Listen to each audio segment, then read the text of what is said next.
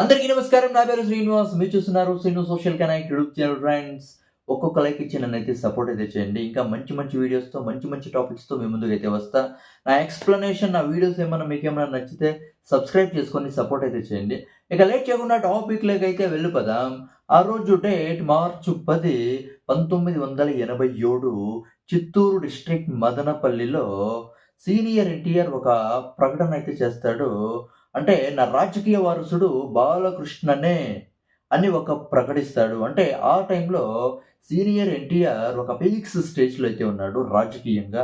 ఆ టైంలో నా రాజకీయ వారసుడు బాలకృష్ణనే అయితే ప్రకటిస్తాడు. ఆ టైంలో ఈ న్యూస్ విపరీతంగా సంచలనంగా అయితే మారింది. ఏ న్యూస్ పేపర్‌లో అయినా ఇదే ఫ్రంట్ పేజ్‌లో ప్రింట్ అయితే అయ్యింది. ఎందుకు బాలకృష్ణ సీఎం కాలేకపోయాడు? అంటే, హరికృష్ణని ఎందుకు పక్కన పెట్టారు?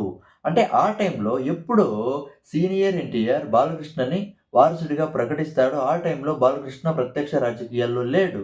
కానీ హరికృష్ణ ఆ టైంలో పూర్తి స్థాయిలో రాజకీయాల్లోనే ఉన్నాడు. మంచి అవగాహన ఉంది. సీనియర్ ఎన్టీఆర్ ప్రతి విషయంలోనూ బ్యాక్ బోన్‌గా ఉన్నారు. అయినా కూడా ఎందుకు పక్కన పెట్టారు హరికృష్ణని? బాలకృష్ణ ఎందుకు ప్రకటించారు?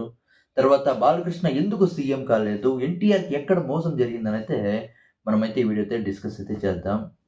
సీనియర్ ఎన్టీఆర్ అంటే సినిమాల్లో గూడా ఒక లెజెండరీ యాక్టర్‌నే చెప్పొచ్చు. సినిమాల్లో గూడా ఒక పీక్స్ స్టేజ్‌నైతే చూసాడు ఎన్టీఆర్. సీనియర్ ఎన్టీఆర్. అవునా కదా! దాని తర్వాత 1982లో తెలుగుదేశం పార్టీనైతే స్థాపిస్తాడు.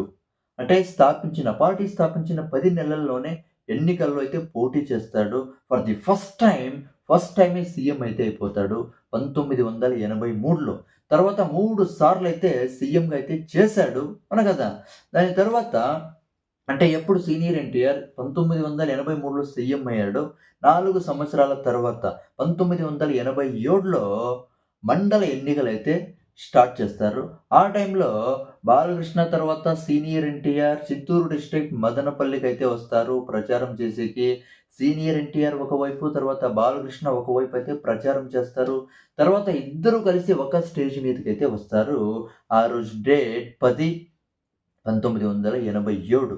ఆ టైంలో నా రాజకీయ వారసుడు బాలకృష్ణనేనైతే ఒక బిగ్ స్టేట్మెంట్ అయితే ఇస్తాడు.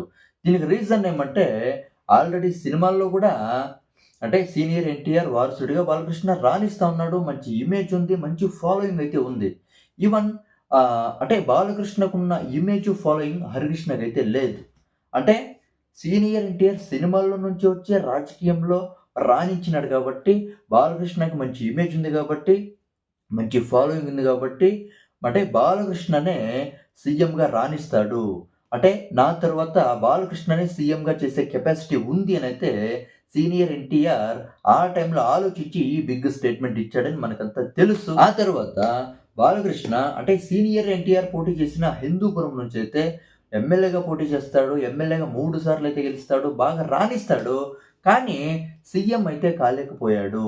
ఎందుకంటే బాలకృష్ణకి రాజకీయంగా తర్వాత వ్యక్తిగతంగా కొన్ని బలహీనతలున్నాయని చాలామంది అయితే చెప్పే విషయం. దాని తర్వాత ఇంకోటేమంటే బాలకృష్ణ చంద్రబాబు నాయుడుతో కలిసి సీనియర్ ఎన్టీఆర్‌ని మోసం చేసినాడని చాలా రూమర్స్ అయితే వస్తున్నాయి. అవునా కదా! మనమైతే వింటూనే ఉంటాం ప్రతిపక్షాల నుంచి. ఇప్పుడు TDP Telugu Desam party full control Chandrababu Naidu చేతుల్లో అయితే ఉంది. బాలకృష్ణ అందులో ఒక పార్ట్ మాత్రమే. ఇప్పుడు నెక్స్ట్ చంద్రబాబు నాయుడు వారసుడు ఎవరు? నారా లోకేష్. అది కాకపోతే పవన్ కళ్యాణ్ కావచ్చు. అవునా కదా! ఇక ఇది నా ఎక్స్‌ప్లనేషన్. ఎందుకు బాలకృష్ణ సీఎం కాలేదు? ఎక్కడ సీనియర్ ఎన్టీఆర్‌కి మోసం జరిగిందనైతే నేను చెప్పే ప్రయత్నం అయితే చేశా. నా వీడియో మీకేమన్నా నచ్చితే ఆ వీడియోని లైక్ చేయండి, షేర్ చేయండి, సబ్స్క్రైబ్ అయితే చేయండి, సపోర్ట్ అయితే చేయండి. బై.